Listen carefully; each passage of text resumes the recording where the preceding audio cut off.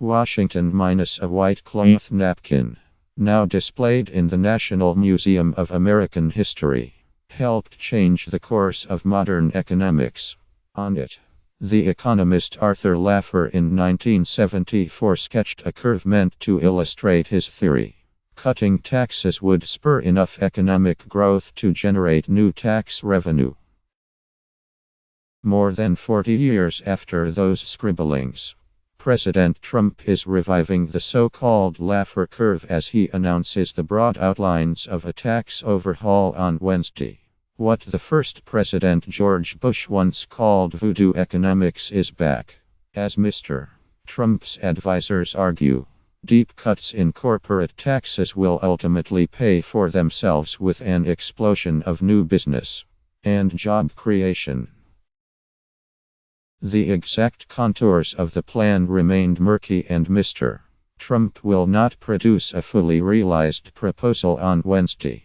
But what the president has called a tax reform plan is looking more like a tax cut plan, showering taxpayers with rate reductions without offsetting the full cost by closing loopholes or raising taxes elsewhere. In the short run, such a plan would add many billions of dollars to the national deficit. Mr. Trump contends that it will be worth it in the long run. The tax plan will pay for itself with economic growth, Steven Mnuchin, the Treasury Secretary and main architect of the plan, told reporters this week. The scope of the president's plan, as it has leaked out in recent days, has excited the markets even as it has worried fiscal hawks. If this feels like a familiar debate, it is. It has played out repeatedly in the past 4 decades as the dominant Republican orthodoxy shifted from deficit reduction to tax cuts. Presidents Ronald Reagan and George W. Bush both cut taxes deeply on the promise of economic payoffs, putting aside concerns about deficits, which grew during their tenures. Mr.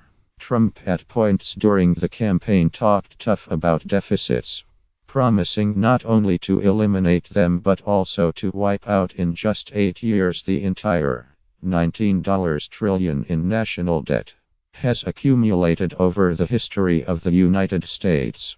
A pledge so wildly unrealistic that even he has since dropped it. Indeed, since taking office, Mr. Trump has made no sustained effort to rein in deficit spending.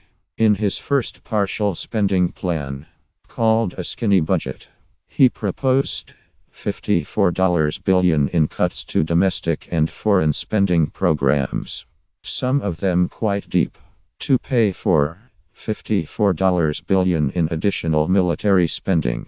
That would leave the bottom line unchanged. In the current fiscal year, which started under former President Barack Obama, the government is spending $559 billion more than it is taking in through taxes, according to the Congressional Budget Office. Mr. Trump's plan reportedly will cut corporate tax rates to 15% from 35%. And cut taxes for small businesses and other firms that pay through personal income taxes as well. The administration has also promised tax breaks for middle-income Americans. And the plan may be paired with an expansive spending proposal to build new roads, bridges and other infrastructure.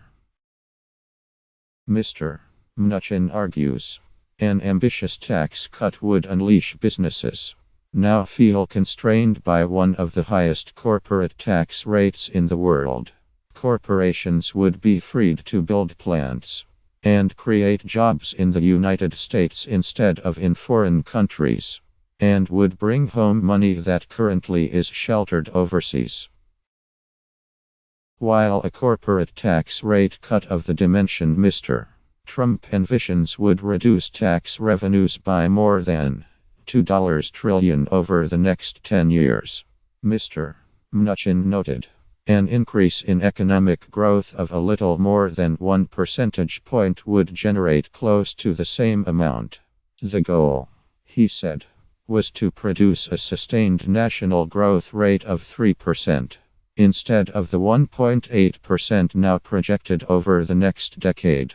That would not include the cost of personal income tax cuts. The question comes down to how the effect of a tax cut is measured. Under what is called static scoring, changes are judged without assuming any difference in growth. Under what is called dynamic scoring, assumptions are made about how much growth will change. Under dynamic scoring, this will pay for itself, Mr. Mnuchin said at a public forum last weekend. Under static scoring, there will be short-term issues. Critics scoffed at the math.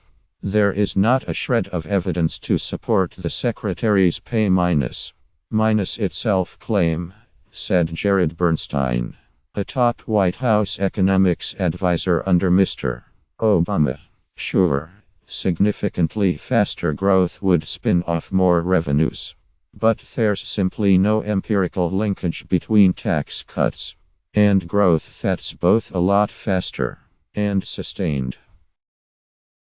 Douglas Holtz-Eakin, American Congressional Budget Office Director who advised Senator John McCain's Republican presidential campaign in 2008, was equally skeptical. I can imagine cutting the rate to 15%, he said. I can imagine growing a percentage point faster. I can imagine raising $2 trillion in revenue. I can't imagine them being one and the same policy.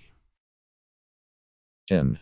Gregory Mankiw, a Harvard University economist who was chairman of the President's Council of Economic Advisers under the younger Mr.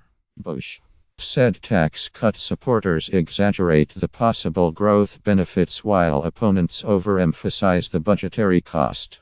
A reasonable rule of thumb, in my judgment, is that about 1/3 of the cost of tax cuts is recouped via faster economic growth, he said.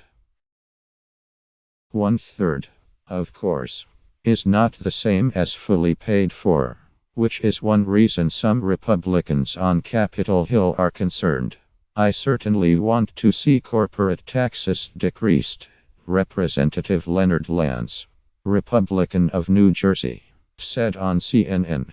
I'm not sure we can go down to 15%.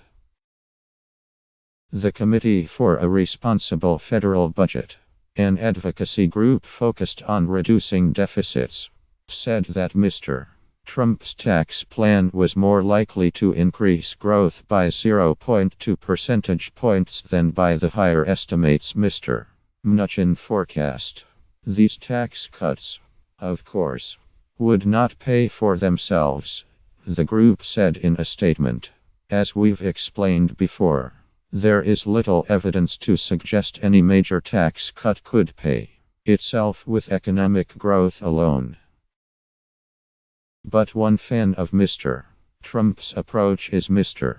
Laffer, now 76, and still every bit the believer in the virtues of lower taxes as he was the night he went to a restaurant in 1974 with three fellow conservatives named Dick Cheney, Donald H. Rumsfeld and Jude Wanniski and outlined his thinking on that famous napkin. He said that he would urge Mr. Trump to close loopholes and eliminate tax shelters as he slashed rates, but that even without doing so, a corporate tax rate cut would generate cascades of tax revenue. The businesses themselves would no longer look for ways to avoid paying, and so report more of their income. We would bring people back and we would create jobs without tariffs and without protectionism, Mr. Laffer said by telephone. I'm a big believer in using honey rather than vinegar, and incentives are much better. I think it would be a flood of businesses coming back in short order, and it would stop inversions when companies move overseas for tax reasons. He also said greater economic activity would increase revenues from other taxes, including those on personal income and sales.